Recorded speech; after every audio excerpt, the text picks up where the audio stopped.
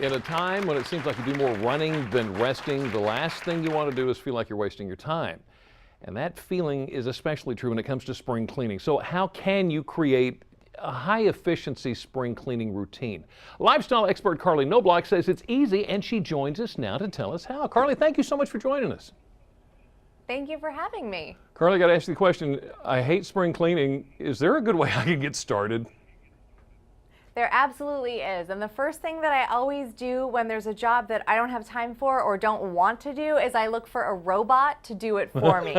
So I think that most of us have seen that robot that can sweep our floor, but there's also robots that can do things like clean all the ick off of your barbecue grill or pull all the leaves and debris out of your gutters. There's even a robot that can clean that little horrible spot behind your toilet in the bathroom on the floor. So there's all kinds of ways to save time, doing your cleaning by getting robots to do it for you. But another great way to save time when you're doing your spring cleaning is by getting a high efficiency washing machine. Okay. They have a 40% larger drum than older models, and that means you can do more laundry in less time. Okay, so spring cleaning, it's time for us to put away the winter stuff, pull out the spring and the warmer weather stuff. You got any tips for how we can make that happen? Yes, and so I think it's a really great idea to pull all those clothes out of your closet that you know you're not going to wear for the next few months, so that you're looking at a little bit more of an uncluttered selection of clothes. Right. But you definitely need to make sure that you wash all of those items before you store them, even if they don't look particularly dirty. Any soil on there, any fragrances, that's all going to attract bugs while it's sitting in storage. So everything gets a wash and then goes into an airtight container. You can even add a little bit of little cedar chips or cedar balls. It's a natural bug repellent, and then everything's going to look just as great coming out as it did going in. So appliances, I guess this is a good time to get our appliances clean too. Absolutely. Clean out that refrigerator, pull everything out, even the drawers too, so that you can get behind those drawers and make sure nothing gross leaked back there. It's a good time to thin out all those salad dressings and bottles of relish and make sure that everything's still good, and not the most difficult or complicated job, but definitely not a fun job. But another appliance that people don't tend to think about cleaning the inside of is their dishwasher. So some buildup can happen in there and odors over time. I'm glad you said that, Carley. Let's go back to the fridge for just a second. I know there's some chemicals that we should not use in the refrigerator. Is there anything in particular we should use?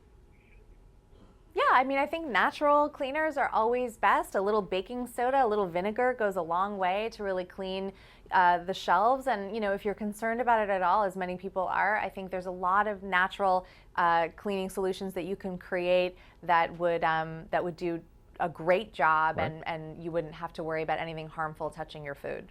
I suppose all of us manage to overlook something during spring cleaning. What have you heard to be the most overlooked things to be cleaned? Well, I know that, in this age of technology, everyone has a lot of gadgets, a lot of smartphones and tablets and printers and cameras, and all of those devices come with cords and chargers and accessories, and typically they all get thrown in some drawer somewhere, and they end up being this big ball of cables that you don't know what goes with what. So I think a really good thing to do this time of year is pull everything out, figure out what goes with what, label everything with a labeler so that you know what goes with what later when you need to travel with it or charge it quickly. But also figure out, are you even still using this device? Do you even still own this device? Did you already give it away? Is it too out of date? And then, if you want to get rid of it and it has some value in the market, you can sell it on eBay or on a website like gazelle.com.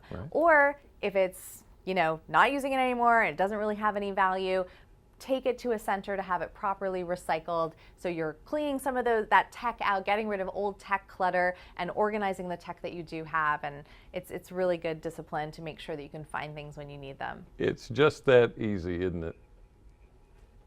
Yes. Lifestyle expert Carley Knobloch. A matter of deciding to do it. Sorry. Just deciding to do it. Carley, thanks so much for spending time with us this afternoon. Now, if you'd like to learn more about Carley's cleaning tips, all you have to do is go to our website, WBOC.com, click on her picture at the top of the page. Now, along with the baking soda and vinegar trick that Carley just told us about, there are a lot of other household items that can be used as natural cleaners. According to an online blogger, Wellness Mama, you can make your own window and floor cleaner using white vinegar and lemon. You can also clean your garbage disposal using a lemon. Place half the lemon in the disposal, run the water, Flip the disposal on for about 10 seconds. You can clean your car upholstery with a mixture of dish soap, baking soda, and club soda. You can even make your own natural air freshener using rosemary, vanilla, lime, ginger root, cinnamon, nutmeg, cloves, and thyme. Now, if you'd like to hear those ingredients again, along with a few other tips and tricks, they'll be linked on our website, WBOC.com. Click on our picture there at the top of the page. It's like we have everything we need right in our own home. Sometimes in life, you get everything you need, but you're still searching for what your heart wants. That's what happened to this woman. You're going to find out how a lunch trip was just the thing to get her on the right track to happiness. You want to make that special woman in your life happy, most of all, proud. Next, how we can help tell our moms thank you, plus how one local group has created something that's empowering women of all ages. DelmarvaLife. We'll be right back.